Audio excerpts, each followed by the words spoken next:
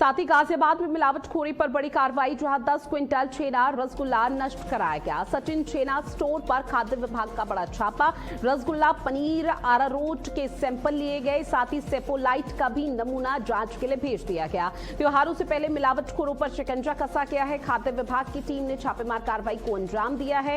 Lab report के बाद ही इस दौरान आगे की कार्रवाई की जाएगी। गुणवत्ता मानकों पर फिलहाल रसगुल्ला खरा नहीं उतरा। जहां भीमनगर में खाद्य विभाग की बड़ी कार्रवाई को अंजाम दिया गया, जिसको लेकर सैंपल यहां पर आगे भेज दिए गए हैं जांच के लिए। और त्योहारों से पहले मिलावटखोरों पर लगातार शिकंजा खाद्य विभाग की टीम कस रही है और लगातार जगह जगह पर छापेमार कार्रवाई को अंजाम दिया जा रहा है। लैब रिपोर्ट के बाद अब आगे की कार्रवाई की जाएगी। जो भी रिपोर्ट सामने आएगी उसके आधार पर ही गुणवत्ता मानकों पर जो रसगुल्ला है जिसका सैंपल आगे भेजा गया है, वो फिलहाल आपको बताते चले कि तय मानकों के हिसाब से वो सही नहीं बैठा। भीमनगर में खाद्य विभाग की ये बड़ी छापेमार कार्रवाई बताई जा रही है, जहां मिलावटखोरों में हड़कंप की स्थिति मची हुई है और लगातार ये हिदायत दी जा रही है कि अगर वो अपनी दुकान पर या फिर कहीं से मिठाई सप्लाई हो रही है, पहले उसकी गुणवत्ता का ध्यान रखें, ताकि कल को ऐसी खबरें सामने ना आए कि आम जनमानस बीमार पड़ गया उस मिठाई को खाने से। क्योंकि अमूमन तौर पर जब भी त्योहार नजदीक आते हैं तब मिलावटखोर यहाँ पर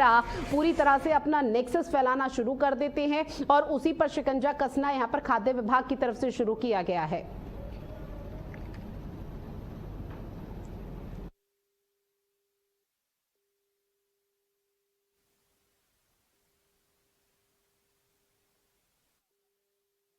बनाए जाने की शिकायत प्राप्त हुई थी, इसके क्रम में हम लोगों ने यहाँ पे जांच की है। लगभग 10 कुंटल छेना रसगुल्ला विनिर्मित पाया गया है, जो बहुत ही अस्वास्थ्यकर और गंदी परिस्थितियों में बनाया जा रहा था और भंडारित भी था। कई में कीड़े और मक्खियाँ गिरी हुई पाई गई। हम लोगों ने इनके नमूने लिए हैं और नमूनों को जांच के लिए भेजा जा रहा है। इनके द्वारा पनीर को मैश करके उसमें स्टार्च मिलाकर और सफेद करने के लिए सोडियम फॉर्मेल्डिहाइड सल्फोक्सिलेट नामक केमिकल का उपयोग किया जा रहा है, जो प्रिजर्वेटिव के साथ साथ ब्लीचिंग का भी काम करता है। तो इन्हीं सब केमिकल के पाए जाने के कारण इन सब खाद्य पदार्थों को नष्ट किया जाए और 4 नमूने संग्रहित करके जांच के लिए भेजे जा रहे हैं। लगातार खाद्य विभाग का शिकंजा कसा जा रहा है और कई ड्रम भरे हुए जो रसगुल्ले थे उसको नष्ट करने का काम किया गया है। ये छेना स्टोर बताया जा रहा है जिसमें सोडियम मिलाया गया, इस बात का भी जिक्र करती हुई टीम नजर आई है। जितेंद्र मेरे सहयोगी हमारे साथ फोन लाइन पर जुड़े हुए हैं। जितेंद्र, गाजियाबाद में मिलावटखोरों पर शिकंजा कसा जा रहा है, फिलहाल किस तरह की हड़कंप की स्थिति और क्या कुछ हाथ लगा? देखिए, बिल्कुल त्योहारों पर खाद्य विभाग पूरी तरीके से सक्रिय हो जाता है और यही वजह है कि जो छेना स्टोर्स हैं जहां पे रसगुल्ले बनाए जाते हैं वहां पर कार्रवाई के नाम पर खाना पूर्ति की जाती है और यही वजह है कि 10 क्विंटल इस बार भी सफेद रंग के रसगुल्ले पकड़े गए हैं और उनको नष्ट किया गया है। खाद्य विभाग इस वक्त सक्रिय हुआ है जबकि त्योहारों का समय चल रहा है। हालांकि अगर ये पहले ही सक्रियता पहले ही रहे तो ज्यादा अच्छी बात है, क्योंकि इससे पहले भी ये साल भर ये रसगुल्ले बनते हैं और दुकानों पर सप्लाई होते हैं और लोगों के स्वास्थ्य से खिलवाड़ सीधे तौर पर होता है। लेकिन अगर ये केवल त्योहारों पर खाद्य विभाग एक्टिव होता है और इस तरीके से कार्रवाई दिखाई जाती है और ये जो रसगुल्ले फर्जी तरीके से बनाए गए हैं, इनमें केमिकल्स मिलाए गए हैं, इनको नष्ट करने की बात सामने आती है। लेकिन अगर ये पूरी साल ये इस तरह की कार्रवाई रही तो जाहिर तौर पर जो मिलावटखोर है उन पर नकेल कसी जा सकती है। लोगों के स्वास्थ्य से जो खिलवाड़ हो रहा है उससे कहीं ना कहीं बचा जा सकता है। अब 10 क्विंटल जो रसगुल्ले हैं उनको नष्ट किया गया है।